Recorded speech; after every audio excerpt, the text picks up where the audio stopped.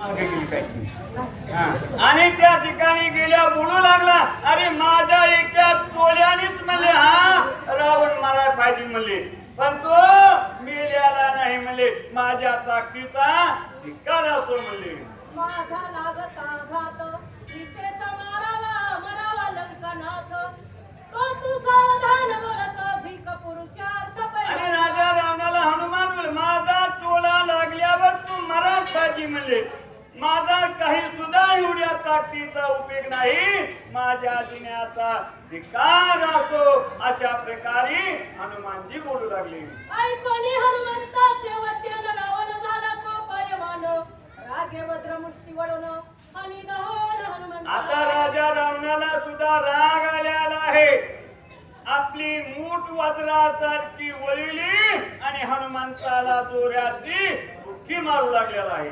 हृदयी लागता मुष्टी घात नावे का हनुमान मूर्तिक, रावणाचा धनुधरीला हात व्यथा भूतरथ. अरे ज्यावेळेस राजा रावणाने बुक्कीचा टोला हनुमानजीच्या छातीवर मारला, वज्रदेही हनुमान असून त्याला सुद्धा थोडीशी झांजरल्या गेल्या किंवा चाचरल्या गेला असा झालेला आहे.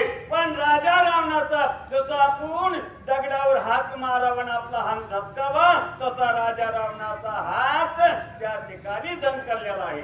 मुष्टी हनिता तडकला हात तो हनुमान झाला सावचित्त, निमिषार्ध करील घात निघेल अंकनाथ. आता हनुमंताला बुक्की मारली, हनुमंत थोडासा बेसावध झाला, पुन्हा सावध झालेला आहे. सावध झाला तो पुढे काय झालेला आहे. रण चांडूनी मागे जाता उपास लंकनाथा, रणी चुकवावया हनुमंता प्रेरिणी जरता निळावरी. राजा रावणाने विचार केला, म्हणले आता जर या बाबाच्या पुढे उभा राहिलो तर आता मात्र हनुमान आपल्याला जिवंत ठेवणार नाही, म्हणून त्या ठिकाणी राजा रावणाने हनुमंतापासून पळ काढले आहे. आणि बाजूला गेल्या पुढे काय झालं. हनुमंत युद्ध संकट चुकवून रथ गडगडाट, निळावरी आला दशकंठ वान उद्धट वर्षत. राजा रावणाने विचार केला, काय केला की जो हनुमान आहे त्याला सोडून दिलं आणि नीळ वाढणाऱ्याकडे